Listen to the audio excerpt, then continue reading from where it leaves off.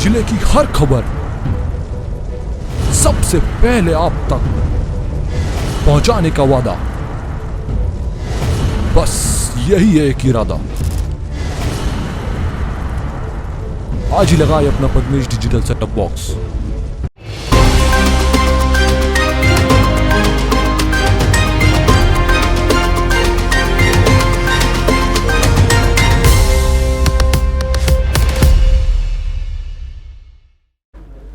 नमस्कार, आप देख रहे हैं पद्मेश 24/7 कृष्णा संडे के साथ। चलिए न्यूज बुलेटिन की शुरुआत करते हैं हेडलाइन से।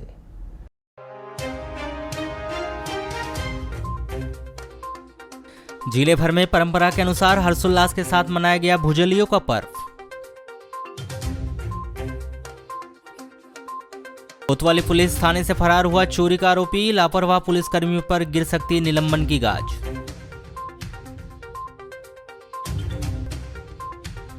सागर पटेल शव मौत के मामले में एसआईटी करेगी जांच, गांगुलपारा घाटी में अर्धजला मिला था शव। लालवरा के कंजई घाटी में पेड़ से टकराई कार, गंभीर रूप से घायल 3 लोगों को इलाज के लिए जबलपुर किया गया रेफर। नक्सल प्रभावित जिले में बेहतर कार्य करने के लिए पुलिस अधीक्षक अभिषेक तिवारी को मिलेगा वीरता पुरस्कार। ऋतु में सर्पदंश के मामले लगातार बढ़ते जा रहे हैं। इसके बीच जिले के 2 अलग अलग थाना क्षेत्रों के अंतर्गत आने वाले 3 गांवों में सोमवार को 3 व्यक्तियों के साथ सर्पदंश की घटना घटी, जिसमें एक महिला और 2 पुरुष शामिल हैं। पहला मामला नवेगांव थाना के अंतर्गत खुरसोड़ी और नेत्रा का है, तो वहीं दूसरा मामला वारासुनी थाना के अंतर्गत पिपरिया भांडी का है, जहां सांप काटने से 3 लोगों को उपचार के लिए जिला अस्पताल में भर्ती कराया गया। नवेगांव थाना क्षेत्र के अंतर्गत आने वाले ग्राम खुरसोड़ी में घरेलू काम कर रही 36 वर्षीय गुणवंता पति गोविंद प्रसाद राउत को दाहिने हाथ की हथेली में सांप ने काट लिया। नेत्रा गांव में खेत में काम करने गए 32 वर्षीय फुलचंद बांधे करके दाहिने पैर के पंजे में सांप ने काट लिया। वारासुनी थाना क्षेत्र के अंतर्गत आने वाले ग्राम पिपरिया भांडी निवासी 54 वर्षीय दुबीलाल ठाकरे को खेत में घास काटते समय दाहिने हाथ के पंजे में सांप ने काट लिया। तीनों ही घटनाएं 23 अगस्त की दोपहर की बताई जा रही है, जिन्हें परिजनों ने उपचारार्थ जिला अस्पताल में भर्ती कराया गया, जिनका उपचार जिला अस्पताल में चल रहा है। बैयर वन क्षेत्र के अंतर्गत आने वाले परसवाड़ा लामता रोड पर सोमवार की देर शाम हुई सड़क दुर्घटना में एक वन सुरक्षा श्रमिक की मौत हो गई। मृतक का नाम बैयर ग्राम खुरमुंडी निवासी 22 वर्षीय हरीश पिता स्वर्गीय सोनसी मरकाम बताया गया, जिसके शव का मंगलवार को बैयर अस्पताल में पोस्टमार्टम कर अंतिम संस्कार के लिए शव उनके परिजनों के सुपुर्द कर दिया जाएगा। प्राप्त जानकारी के अनुसार हरीश वन चौकी खुरमुंडी में सुरक्षा श्रमिक के पद पर पदस्थ था, जो सोमवार को अपने निजी काम से कहीं गया था, जो परसवाड़ा लामता रोड स्थित गुजरार नाला वन विभाग प्लांटेशन के पास सड़क हादसे का शिकार हो गया। घटना की जानकारी मिलते ही साथी कर्मचारी उसे उपचार के लिए बैयर शासकीय अस्पताल ले गए, जहां चिकित्सकों ने उसे मृत घोषित कर दिया। रात्रि अधिक होने के चलते हरीश के शव का पोस्टमार्टम नहीं हो पाया, जिसके शव का मंगलवार को पोस्टमार्टम कर शव उनके परिजनों के सुपुर्द कर दिया गया है। घटना के बाद से ही पूरे खुरमुंडी गांव में शोक की लहर व्याप्त है। Madhya Pradesh united forum for power employees and engineer संगठन के द्वारा सोमवार को तहसीलदार को ज्ञापन सौंपकर 3 दिवसीय कार्य बहिष्कार 24, 25, 26 अगस्त को 3 दिवसीय हड़ताल करने की सूचना देकर मांगों को पूर्ण कराने की मांग की गई।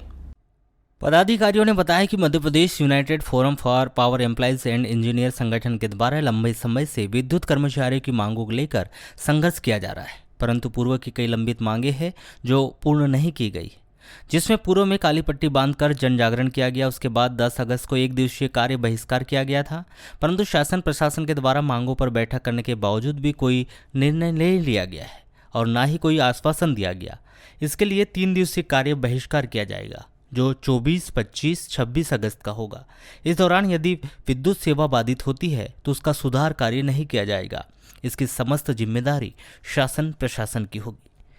आज actually Madhya Pradesh united forum power for employees and engineers association के तत्वाधान में जो हमारा चरणबद्ध तरीक़ों से कार्य बहिष्कार और जन जागरण अभियान चला है, उसी कड़ी में जो है 24 से 26 अगस्त तक जो पूर्व प्रस्तावित हमारा कार्य बहिष्कार आंदोलन था, उसी की जानकारी देने हेतु हमने एसडीएम कार्यालय में और कोतवाली में हमने अपना ज्ञापन सौंप दिया है, ताकि शासन प्रशासन को हमारे कार्य बहिष्कार के संबंध में जानकारी हो सके। जैसे पूर्व में हमने आप देखा है कि 10 अगस्त को हमारे द्वारा 1 दिन का कार्य बहिष्कार रखा गया था, जिसमें कि अनिवार्य सेवाएं जैसे अस्पताल है इसको हमने चालू रखा था और अभी भी अनिवार्य सेवाओं में अस्पताल जो है वो हमारी प्राथमिकता पे रहेगा। साथ ही इसके अलावा जो लाइन फॉल्ट हुई थी उसको हमने अटेंड नहीं किया था, तो वो अभी वर्तमान में भी जो 3 दिन का हमारा कार्य बहिष्कार है उसमें वो प्रस्तावित रहेगा, क्योंकि चूँकि सभी लोग कार्य बहिष्कार में कार्य पर उपस्थित नहीं रहेंगे, जिसमें कि क्या बोलते हैं लाइन फॉल्ट अगर यदि होता है तो उसे अटेंड नहीं किया जाएगा।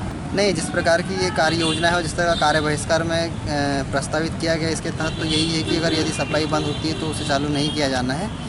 तो जैसे 10 अगस्त को जो परेशानियों का सामना हमारी माननीय सम्माननीय जनता को करना पड़ा था, वो हो सकता है कि इन 3 दिनों के कार्य बहिष्कार में करना पड़े। लालवरा थाना क्षेत्र के अंतर्गत आने वाले ग्राम पलाकामथी के पवार समाज के लोग एसपी कार्यालय पहुंचे, जहां उन्होंने पुलिस अधीक्षक अभिषेक तिवारी से मुलाकात कर 6 माह पूर्व घटित हुए सागर पटले हत्यारों का पतासाजी करने, उच्च स्तरीय टीम गठित कर आरोपियों को गिरफ्तार किए जाने की मांग की। इस दौरान पुलिस अधीक्षक अभिषेक तिवारी ने एसआईटी टीम का गठन किए जाने का आश्वासन दिया है। आपको बताया कि ग्राम पलाकामथी निवासी सागर पटले का गांगुलपारा घाटी में जली हुई अवस्था में शव मिला था, जिस पर मौका स्थल की विवेचना के उपरांत पुलिस के द्वारा धारा 302 के तहत अपराध दर्ज किया गया था। पुलिस के द्वारा इस मामले में काफी पड़ताल की गई, लेकिन हत्यारे अब भी पुलिस की पहुंच से दूर है। मृतक के पिता सुरेश पटले के द्वारा लगातार पुलिस प्रशासन से उच्च स्तरीय जाँच की मांग की जा रही है। इनका कहना है कि उनके बेटे की हत्या साजिश के तहत बुलाकर की गई। पिछले 25 फरवरी से वो मेरे बच्चे की डेथ हुई है। गांगुलपारा घाटी में जंगल में मेरे बेटे की हत्या कर दी गई है, जिसका आज तक तो पता नहीं चला है। बेटे की हत्या की गई है, कोई साजिश से मेरे बेटे को बुलाया गया है और उसकी निर्मम हत्या की गई है। मैं एसपी साहब से निवेदन करता हूँ कि कोई अच्छी टीम गठित करके उच्च स्तर की कार्रवाई होनी चाहिए। शासन मिला है, एसपी साहब ने लगातार प्रयास तो किए हैं, उन्होंने इसके पहले प्रयास किए हैं। एसपी और एसआईटी गठित करने की मांग की है। एसपी कार्यालय पहुंचे जिला कांग्रेस कमेटी के प्रवक्ता विशाल बिसेन ने कहा कि डेड बॉडी मिले काफी लंबा समय हो गया, आरोपियों तक पुलिस अभी तक नहीं पहुंच पाई, आरोपी खुले घूम रहे। पलाकामथी जो लालबरा के पास में, वहाँ पे एक पटले परिवार का एक युवा सागर पटले, उसकी फरवरी माह में जो है गांगुलपारा घाटी में डेड बॉडी मिली थी, वो भी जलाई गई। मतलब कहीं ना कहीं हत्या हुई थी। पुलिस ने भी कहा था कि वो हत्या ही है। आज इस संबंध में हमारे पीड़ित जो पटले परिवार है, उस परिवार के सदस्यों के साथ ही हमारे पवार समाज के साथियों के साथ हम यहाँ पर सामाजिक स्तर पर एसपी साहब से मिलने आए। हमारी एसपी साहब से यही चर्चा हुई कि भाई 6 महीने से अधिक समय हो गया है, आरोपी जो है वो खुलेआम घूम रहे हैं, फरार हैं, मतलब निश्चिंत होकर घूम रहे हैं, उनके खिलाफ कोई कार्रवाई नहीं हुई, कोई गिरफ्तारी नहीं हुई। तो कहीं ना कहीं भविष्य में ऐसी और कोई घटना न घटित हो जाए, इसको लेकर भी संशय बना हुआ है। पुलिस अधीक्षक महोदय ने इस बात को गंभीरता से लिया है और तत्काल ही उन्होंने कहा, हमारे सामने ही जो है एक एसआईटी टीम गठित करने की उन्होंने बात की है, जिसमें एडिशनल एसपी या एसडीओपी रैंक के अधिकारी के साथ एक पूरी टीम बनाई जाएगी और उसमें ऐसे विवेचक रखे जाएंगे जो इस तरीके के मामलों को सुलझाने में एक्सपर्ट हैं। एक एक्सपर्ट टीम बनाने की उन्होंने आज हमने जो है उन्हें आश्वासन दिया है एसपी साहब ने, और निश्चित हम लगता है कि इस मामले में पुलिस कार्रवाई करेगी। हमारा पुलिस अधीक्षक अभिषेक तिवारी ने इस मामले की जांच कर आरोपियों का पता लगाने के लिए एसआईटी की टीम गठित किए जाने की बात कही। वाले युवक के साथ फरवरी माह में जो घटना हुई थी, बरवेली थाना क्षेत्र में उनका शव मिला था और उस पर पुलिस ने जो वहाँ पर परिस्थिति जन्य साक्ष्य उससे देखकर साफ साफ समझ में आ रहा था कि ये मर्डर का मामला है और उसमें पुलिस ने 302 का मामला पंजीबद्ध भी किया हुआ। उसमें हमारी टीम और विवेचकों ने काफ़ी मेहनत की और काफ़ी कुछ सुराग तब भी शुरुआत में हाथ लगे थे, परंतु अभी तक उसका पूर्ण खुलासा नहीं हो पाया। इसी को देखते हुए और परिजन भी जो आज आए थे, तो उनकी मांग पर एक एसआईटी का मैं गठन कर रहा हूँ, जिसमें स्पेशल इन्वेस्टिगेशन टीम जो रहेगी तो वो उसकी जांच करेगी और फिर से पूरे पहलू देख के, जिससे कि जल्द से जल्द उस हत्यारे को और जो अपराधी हैं, अन्य अपराधी यदि और भी कुछ शामिल है तो उनको जल्दी से पकड़ा जा सके। सोमवार को शहर के वार्ड नंबर 24 इंदिरा नगर में एक आरोपी ने दिन दहाड़े सुने मकान का दरवाजा तोड़कर चोरी की वारदात को अंजाम दिया। जब मोहल्ले वालों ने उसे रंगे हाथों पकड़कर पुलिस के हवाले कर दिया तो आरोपी कोतवाली थाने के अंदर से पुलिस को चकमा देकर फरार हो गया, जिसकी पुलिस जगह जगह तलाश कर रही है। चोरी के आरोप में पकड़े गए आरोपी का नाम वार्ड नंबर 24 झुग्गी झोपड़ी निवासी 26 वर्षीय काला टीआई बताया गया है। पुलिस अधीक्षक अभिषेक तिवारी ने संबंधित पुलिस कर्मचारियों पर कार्रवाई किए जाने की भी बात कही। अब देखना यह दिलचस्प हो रहेगा कि पुलिस थाने से फरार हुए इस आरोपी को पुलिस आखिर कब तक गिरफ्तार कर पाती है, क्योंकि यह पहला मामला नहीं है कि कोई आरोपी कोतवाली थाने की पुलिस से गिरफ्त से फरार हुआ हो। बल्कि इसके पूर्व भी ऐसी घटनाएं हो चुकी है, जिसको लेकर पुलिस की नगर में जमकर किरकिरी भी हो रही है। बताया जा रहा है कि आरोपी और उसका भाई आदतन अपराधी है, जिसके ऊपर पहले से ही 30 से 35 चोरी सहित अन्य मामले भी दर्ज है, जो कोतवाली थाने से पुलिस को चकमा देकर फरार हो गया।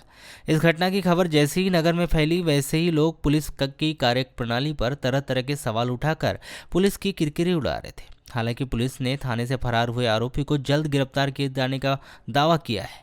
पुलिस जगह जगह आरोपी को तलाशने में जुटी है, लेकिन खबर लिखे जाने तक आरोपी पुलिस की गिरफ्त से बाहर था। अब देखना यह दिलचस्प रहेगा कि कानून व्यवस्था का ढिंडोरा पीटने वाली पुलिस कब तक आरोपी की गिरफ्तारी कर पाती है। आज 3:30 बजे की बात है। मैं घर में अंदर थी, बाहर से आवाज़ आई चोर घुसा। हम लोग ने जाके देखे, सामने वाले ऊपर से देख रहे थे, नीचे नहीं उतरे। हम लोग जाके मोहल्ले में भी और लोगों को बुलाया और उसको हम देखे तो उनका दरवाज़ा टूटा है सर। किसके घर का दरवाजा टूटा? वो लीना गुप्ता, विमल गुप्ता। कहाँ? तो उनके घर में कोई नहीं था क्या? उनके घर में कोई नहीं था, वो इलाज के लिए नागपुर गए थे और उनकी बेटियां दुकान पे थी, घर में लॉक था। तो दिन दहाड़े बात है, देखिए आप। फिर उसके बाद हम लोग ने जाके देखे तो वो वॉशरूम के साइड से जाके वो झाँक के देख रहा था।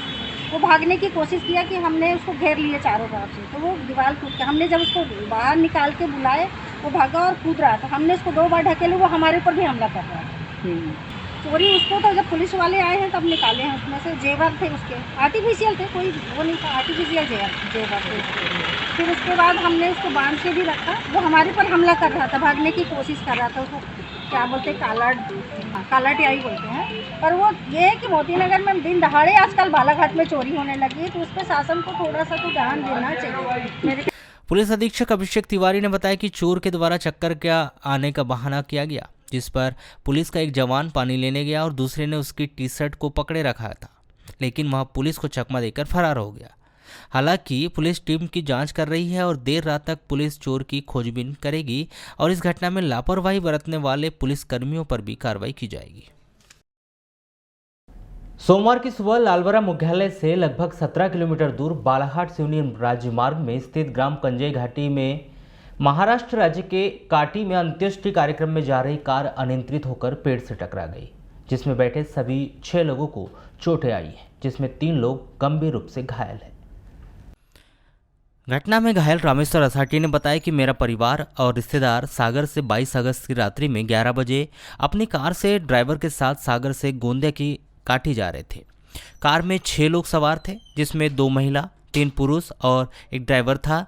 कार कंजई घाटी के मोड़ पर सुबह 6 बजे अनियंत्रित होकर कार पेड़ से टकरा गई, जिसमें कार में बैठे 5 लोग गंभीर रूप से घायल हो गए।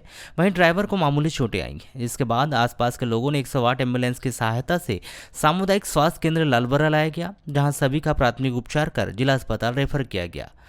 घायल में उम्र 50 वर्ष सुमन असाटी, उम्र 47 वर्ष रामेश्वर असाटी, उम्र 53 वर्ष अनिल असाटी, उम्र 48 वर्ष आभा असाटी, उम्र 50 वर्ष रमेश असाटी घायल हो गए, जिन्हें जिला अस्पताल से उपचार के बाद जबलपुर मेडिकल कॉलेज रेफर कर दिया गया।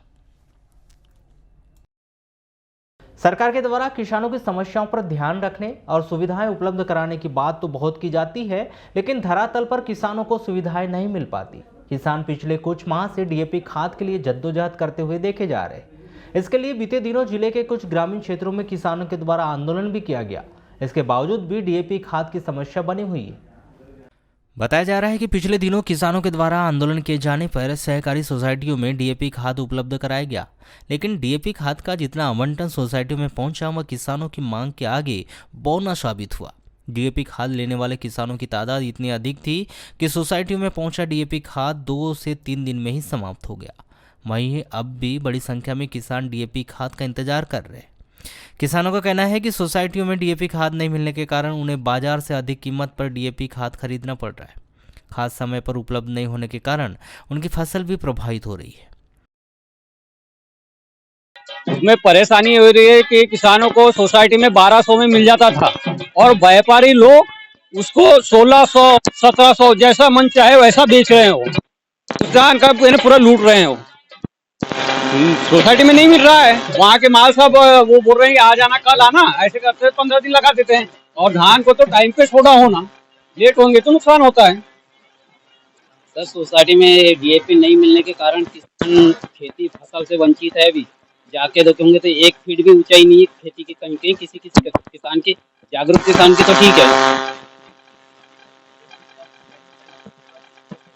नहीं मिलेगा तो किसान फसल से वंचित हो जाएगा। प्राइवेट से लेते तो 1200 की जगह 1500 लग रहा था। वहीं दूसरी ओर किसानों की समस्याओं को लेकर कांग्रेस सत्तासीन सरकार पर हावी दिखाई दे रही है। जिला कांग्रेस कमेटी के उपाध्यक्ष शेषराम रांगजाले ने बताया कि जिले की अधिकांश सोसाइटियों में डीएपी खाद नहीं है, जिसके कारण किसान बेहद परेशान है। किसानों की समस्याओं को लेकर 24 अगस्त को रजे गांव में कांग्रेस के द्वारा आंदोलन किया जा रहा है। आप देख रहे हो बालाघाट जिले में तो वर्षा अल्प वर्षा हुई है। अल्प वर्षा के कारण किसान ऐसे रोपा काफी लेट लगा है।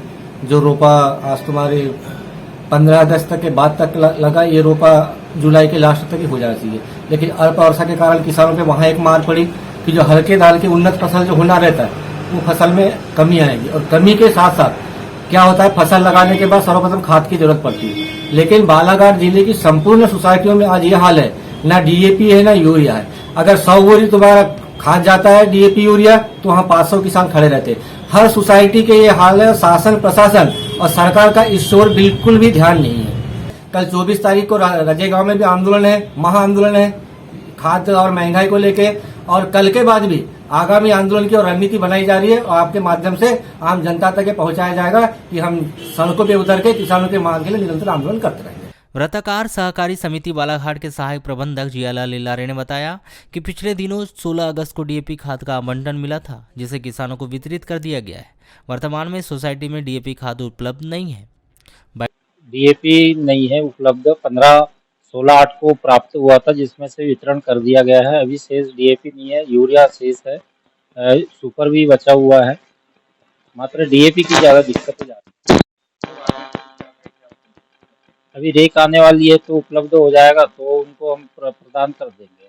माने एक बार तो अपने किसान को प्राप्त हो गया, जो सेकंड राउंड के लिए उनको ज़रूरतें हैं वो अभी अब जो रेक प्राप्त हो जाएगी हमको, तो सोडा मिल जाएगा तो उनको